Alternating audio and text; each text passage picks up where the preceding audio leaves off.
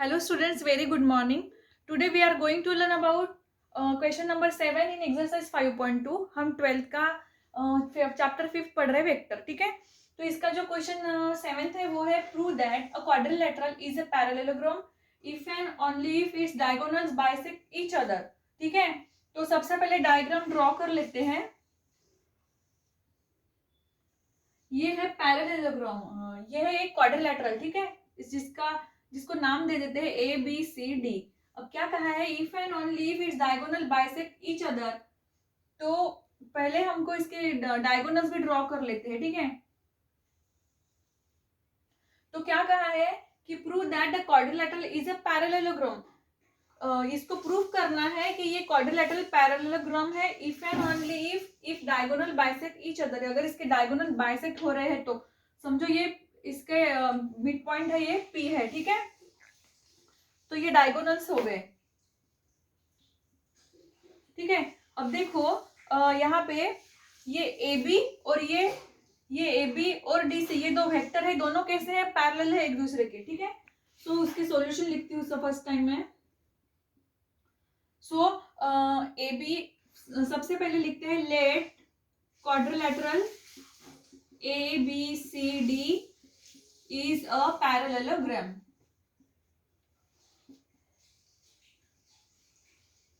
Parallelogram, ठीक है, ये पैरेललोग्राम है. सो AB जो है वो इक्वल्स टू क्या है, DC है. AB इक्वल्स टू क्या है, DC है. अब इसका पोजीशन वेक्टर क्या होगा, AB का B बार माइनस A बार और DC का C बार माइनस D बार होगा. ठीक है, सो AB का वेक्टर होगा B बार माइनस A बार और ये होगा C बार माइनस A बार. अब ये जो B बार प्लस C बार माइनस D बार, अब ये B बार प्लस D बार करते हैं इज इक्वल टू ये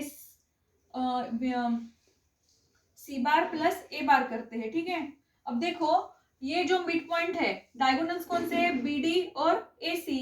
अगर बाय मिड पॉइंट फार्मूला से अगर हम सॉल्व करके देखते हैं तो अगर ये जो P मिड पॉइंट होता है तो इसके पोजीशन वेक्टर्स क्या होंगे, ये D bar plus B bar by 2 और इसके क्या होंगे, ये हो गए BD के, और AC के क्या होंगे position vectors, P bar is equal to A bar plus C bar by 2. ठीक है, मतलब 2 से क्या करते हैं, हम दोनों को डिवाइड करते हैं, तो ये B bar plus D bar by 2 is equal to C bar plus A bar by 2.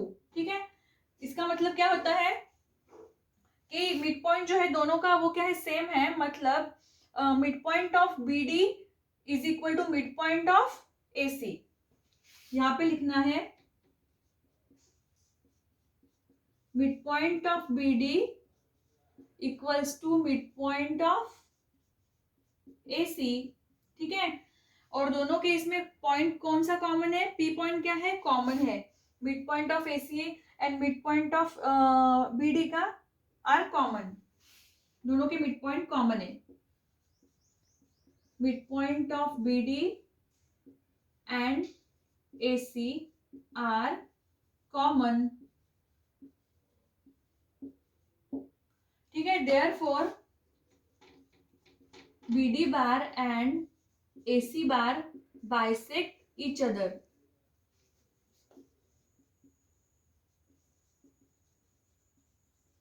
दोनों क्या कर रहे हैं, एक दूसरे को बाइसेक्ट कर रहे हैं. Therefore BD bar and AC bar are bisect each other.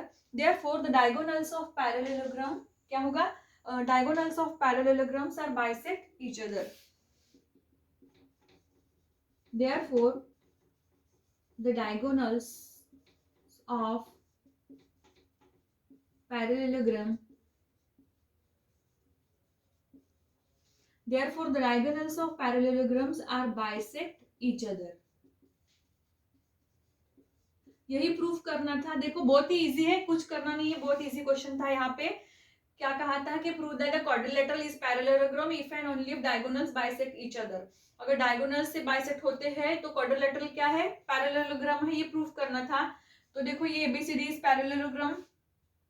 अगर ये ए बी और ये डी सी 2 पॉइंट है, ठीक है, और ये डायगोनल से बी डी और ए सी दोनों के मिड पॉइंट क्या है, सेम है, इक्वल से, मतलब इनके पोजीशन क्या है, सेम है, और इनके वेक्टर्स भी सेम है। तो इसका मतलब ये क्या हो गया, mid point of B D is equal to mid point of A C, दोनों के मिड पॉइंट इक्वल है और मिड पॉइंट कॉमन है। Therefore B D and A C are bisect, दोनों एक दूसरे को बाइसेक्ट कर रहे हैं। Therefore the diagonals of parallelograms are bisect each other. तो ये था क्वेश्चन नंबर 7, बहुत ही इजी क्वेश्चन है। अब देखते हैं नेक्स्ट क्वेश्चन।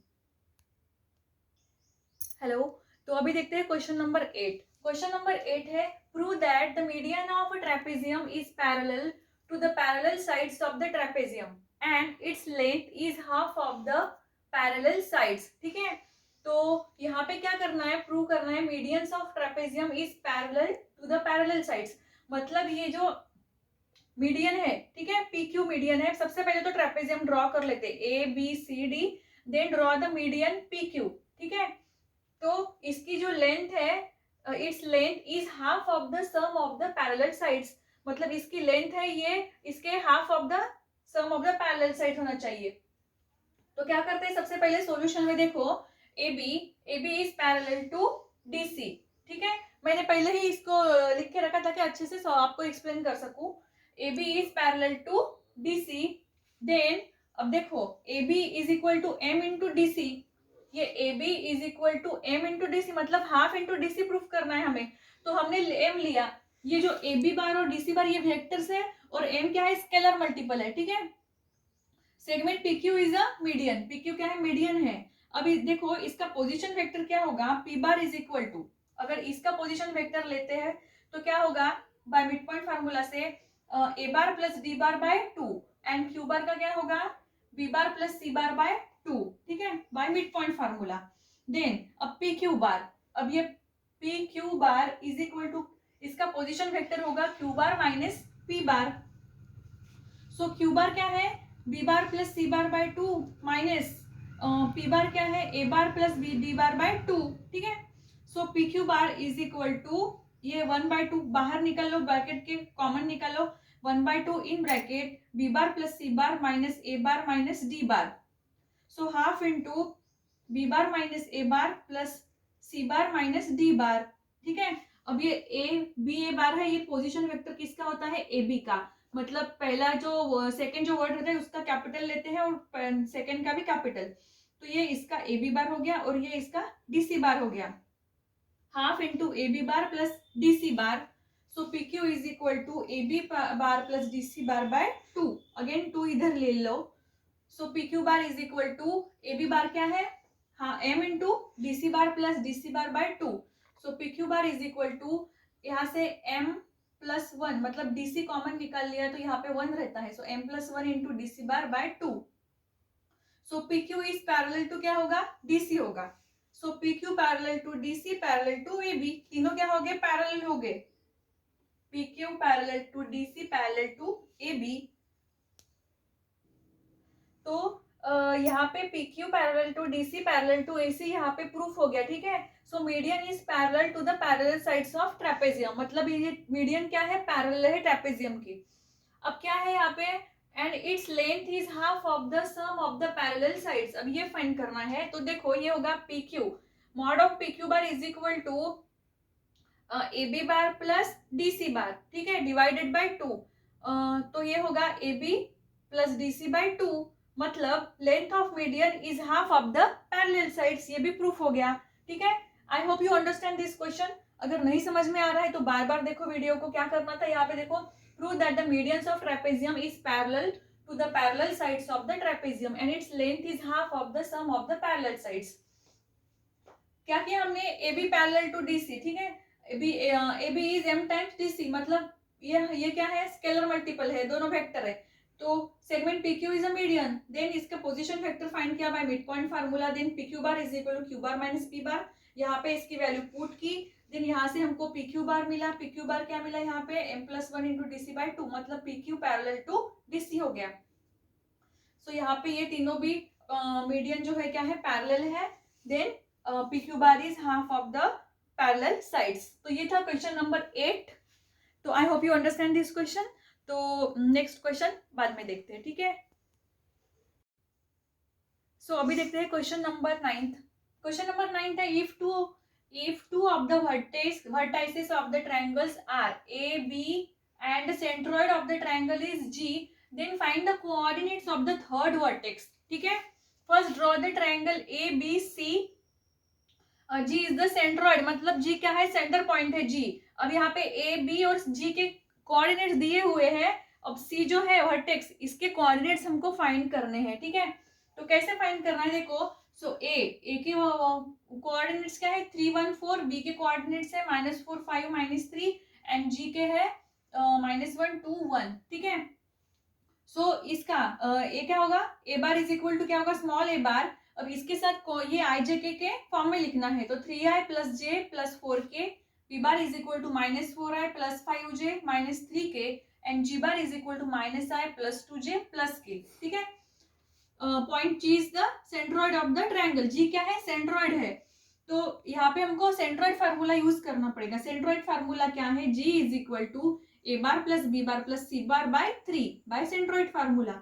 सो अब यहाँ पे क्या करना है, ये 3 × g bar is equal 3 × g bar -a bar -b bar is equal to c हमने इज इक्वल टू के ये साइड में लिया क्योंकि हमको c के वर्टेक्स फाइंड करना है, c के कोऑर्डिनेट्स फाइंड करना है। सो ये 3 × g बार क्या है, जो g बार है ये g बार की वैल्यू लिख लो माइनस ये a bar 3i + j + 4k minus b। ठीक है, b बार क्या है -4i + 5j - 3k is equal to c bar. अब इसको 3 से ये ब्रैकेट को मल्टीप्लाई किया तो 3i bar 3 × 2 6j + 3 × 3k -3i - j -4k + 4i -5j + 3k - is equal to c bar. ठीक है, अब यहाँ पे हमको c के कोऑर्डिनेट्स फाइंड करना है, तो हमको क्या करना पड़ेगा, ये जो i के है टर्म, इसको एडिशन करो और मल्टीप्लीकेशन ऐड करो, इसको सॉल्व करो तो ये क्या होगा -3i। ठीक है, -3i और ये +4i क्या हो गया 2i हो गया। ठीक है, देखो -3 × -3 -6 + 4i, 6 में से 2 गए -2i हो गया प्लस, अब j की टर्म देखो 6j 1j 6j - j + 5j। अब ये 6j में से 1j गए तो 5j हो गए, 5j - 5j क्या हो गया 0j प्लस k की term 3k 4k and 3k। ठीक है, तो ये क्या होगा 4 × 3 7 और 7 में से 3 गए तो 2, मतलब +2k is equal to c bar. तो c बार के कोऑर्डिनेट्स क्या आए हैं -2i + 0j + 2k। So c bar is equal to -2 0 2। These are the coordinates of C. This is the third vertex of C of the triangle. तो ये था question number 9। ठीक है, अब यहाँ पे 3 क्वेश्चन हमने पढ़ ली है, बाकी के क्वेश्चन नेक्स्ट लेक्चर में देखेंगे। ठीक है, इसका अगर स्क्रीनशॉट निकालना हो तो निकाल लो। सो अभी के लिए बस इतना ही। Thank you so much.